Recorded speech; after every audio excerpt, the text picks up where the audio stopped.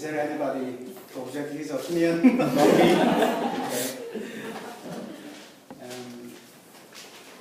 Since TK just explained the general concept of IPP and EPC, then I would like to tell about the exact project we are handling currently, which is IPP3. When you hear the name of IPP3, you can imagine this is the third project in Jordan, and IPP2 project is also constructed by our proud company, LEC.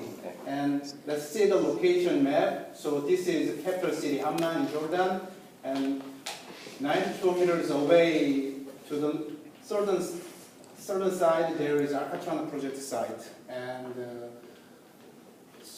30 kilometers away from East Amman there is a IPP3 site over there, and there is another important location which is Aqaba port. That is only one port in Jordan. Only through this port we can import the main equipment for our project. So maybe about this project you can remember the Aqaba port and Al-Qatrana project and IPP3. Maybe sometimes we call it Al-Manaka project, but just remember IPP3 and IPP2 and Aqaba port.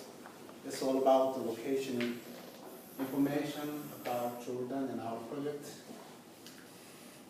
And let's talk about overall project overview. The project title is Jordan IPP3 Power Project, and the user, as TK explained, is NEPCO, National Electric Power Company. It's a kind of government-owned power company. It's similar like our KEPCO, so which is our end user. He will buy electricity from our owner, and he will distribute electricity to all around Jordan. And the owner is AAEPC.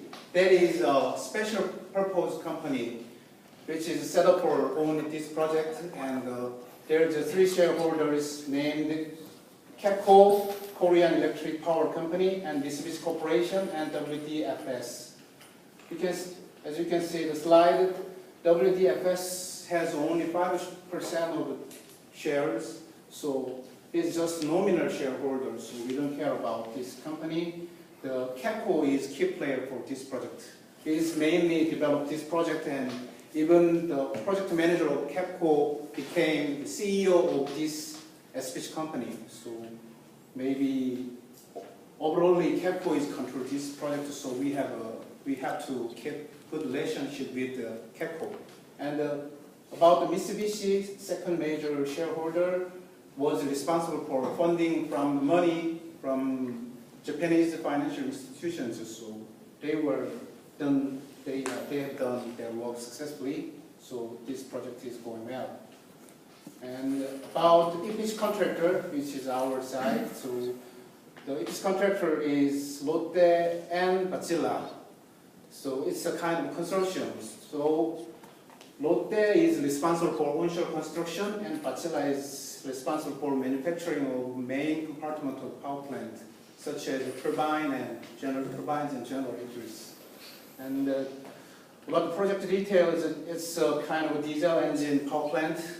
The power capacity is a total 573 megawatts. It's the biggest diesel power plant in the world from now until now, so it's even recorded in Guinness record, so we can be proud of that.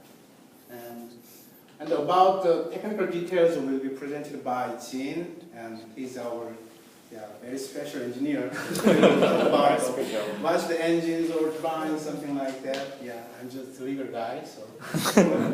It's next slide.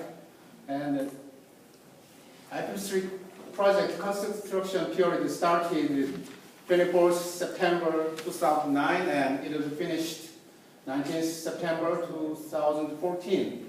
So we are expecting that this project will be finished successfully. And the general project scheme is BOO, stands for Build, Own, Operate, which means the owner has all rights and obligations to build, own, and operate the power plant. So which is similar terms with the IPP project. So maybe maybe you just remember the owner has every responsibility to build, own, and operating and make profit from this power plant. And the total project budget is $790 million US dollars, which is financed from 25% of that is financed from project company's own capital, and 75% will be financed from in the way of project financing mechanisms. So PF providers are KEXIM, which is a Korean Export and Import Bank, and NEXI is Nippon Export Insurance Company, and another 5 commercial banks are involved as PF providers. And about the EPC contract price is total about $551 million, and Lotte portion is $217 million, Wärtsilä portion is $334 million. And the type of contract is EPC lump sum contract, which means our contract price is a firmly fixed price contract. So even though there is unexpected risk is happened on the site, only contractor have to take all risk to fix them and to complete the plant without any additional payment from owner. So we have to very careful handle this kind of type project. So we are doing well, yeah, as I know. And from this slide, you can see whole picture of this project by looking the all involved parties and the contractual relationship between them. The left side are governmental entities, and the right side are private sectors. And there is two important agreements between the governmental entities and project companies are implementation agreement, normally we say IA, and the power purchase agreement between NEPCO and project company, normally we say PPA, because IA agreements are saying about how the Jordan government support our projects, such as tax exemption issues or public utility supplies and purchase guarantee or something like that. So IA is a very important agreement between the governmental entity and project company. And about the power purchase agreement, as TK explained, it's about how we can buy and sell the power. And under this agreement, there is a agreed price and agreed amount, and NEPCO guarantee that he will buy the electricity from the project company, and project company guarantees he will generate or make a agreed amount of electricity. And about between the lender and project company, there is financing agreement too.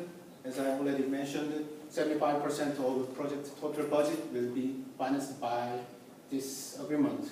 And the most important part of us is EPC contract between project company and EPC contractor, Wärtsilä and Lotte Consortium. And I was involved with this negotiation of this contract, and while we are negotiating this contract, project company also handling the negotiations with NEPCO about the finalizing power purchase agreement. Because if power purchase agreement conditions are changed, accordingly we have to change the EPC contract conditions. So two negotiations are happened at the same time, in the same period.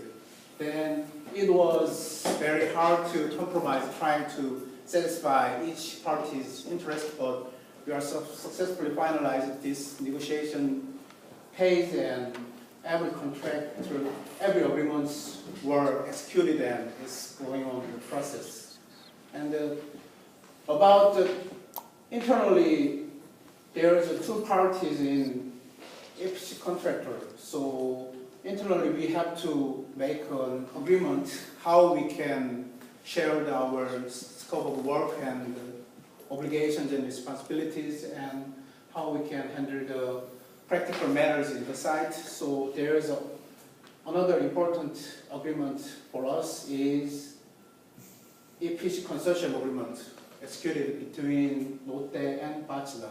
That's the overall project structure in terms of contractual issues.